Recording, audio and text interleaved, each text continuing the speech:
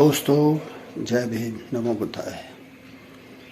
आज सुबह के जो है 8 बजे हैं और मौसम में काफ़ी जो है ठंडाई है। ये कुदरत का अजीब तमाशा है। उसका अपना एक जो है हिसाब किताब है, जिसकी वजह से जून की 3 तारीख को भी हवा में काफ़ी जो है मध्यम समीर बह रही है, ठंडी। कल यहाँ बारिश भी हुई, उससे मौसम में काफ़ी जो है ठंडकपन महसूस की गई। तो कुदरत तो अपने हिसाब से चलती है, लेकिन हमें भी सोचना चाहिए कि हम अपने आप को कुदरत के साथ कितना जो है व्यवहार करते हैं, कैसा व्यवहार करते हैं। क्या हम कुदरत से खिलवाड़ तो नहीं कर रहे हैं?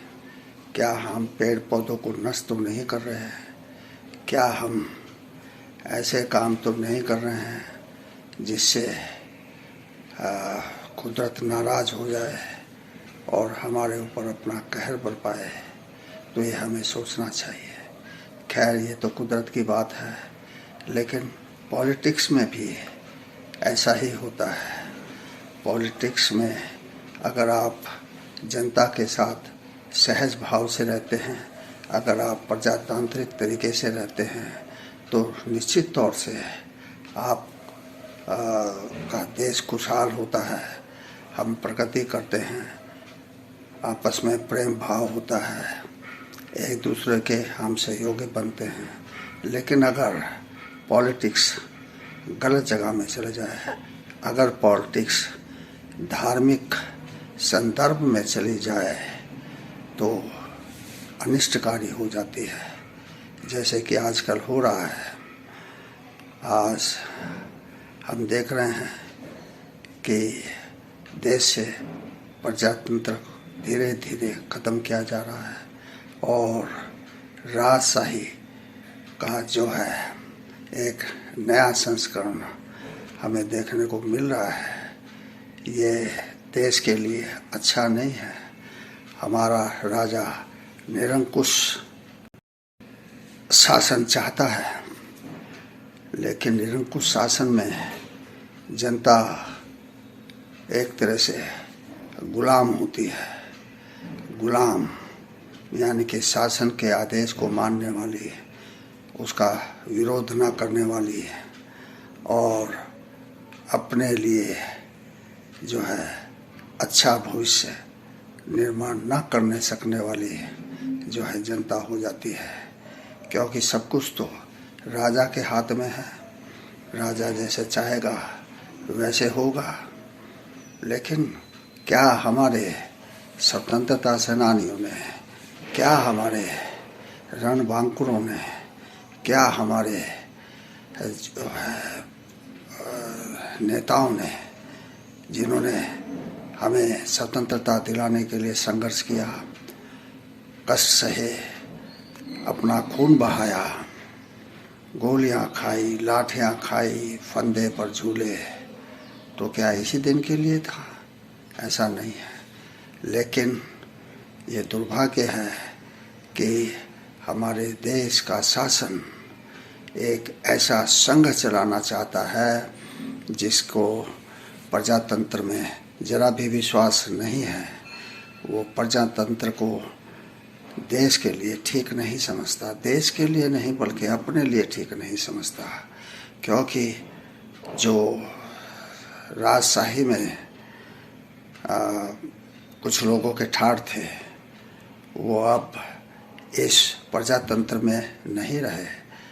हर व्यक्ति समान हो गया, हर व्यक्ति को अवसर मिले अपने आप को प्रगति के रास्ते पर ले जाने के लिए।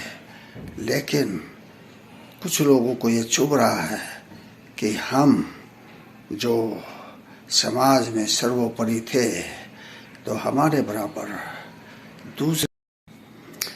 दूसरे लोग हमारे बराबर कैसे आ सकते हैं। हमारी प्रधानता समाप्त हो जाएगी, हमारा उच्च स्थान जो समाज में है वो समाप्त हो जाएगा।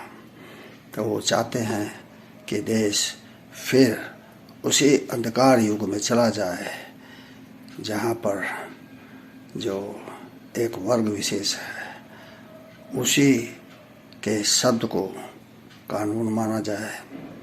जो समाज के लिए उन्होंने नियम बनाए हैं उन्हीं नियमों का पालन किया जाए।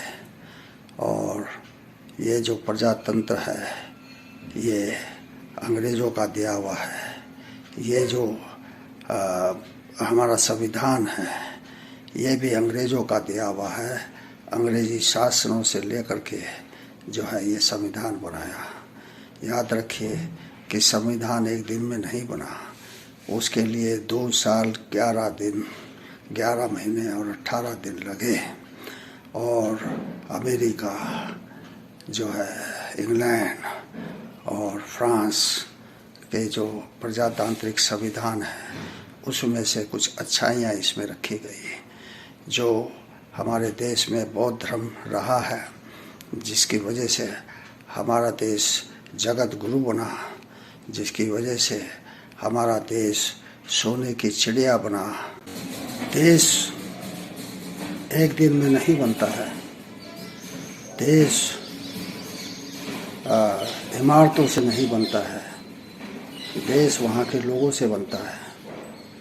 अगर हमारा समाज जो है मिलजुल कर रहेगा, एक दूसरे के धर्म का आदर करते हुए, एक दूसरे की भाषा का आदर करते हुए, एक दूसरे के कल्चर का आदर करते हुए हम आपस में सहयोग से रहेंगे, तभी ये देश कहलाता है और तभी देश तरक्की करता है। सिर्फ सोचने मात्र से नहीं बल्कि करने से होता है। और हमारा जो ये कर्म है, आज के जो राजशाही है, आज का जो संघ परिवार का जो हमारे केंद्रीय सत्ता पर कब्जा है, इसको हटाना ज़रूरी है। जब तक इसे ना हटाया जाए तो हम सही मायने में प्रजातांत्रिक देश नहीं रह पाएंगे। हमारा जो शासक है, हमारा जो प्रधान सेवक है, वो संघ परिवार का गुलाम है। संघ परिवार जैसे कहता है वैसे ही हमारा प्रधान सेवक करता है। ये जनता के प्रति वफादार नहीं है। इसे सिर्फ सत्ता का जो है की चाहत है, सत्ता की चाहत है, सत्ता में बना रहना चाहता है। ये बड़ा दुखदाई है। अगर ऐसे तो देश गर्त में चला जाएगा। जय भीम।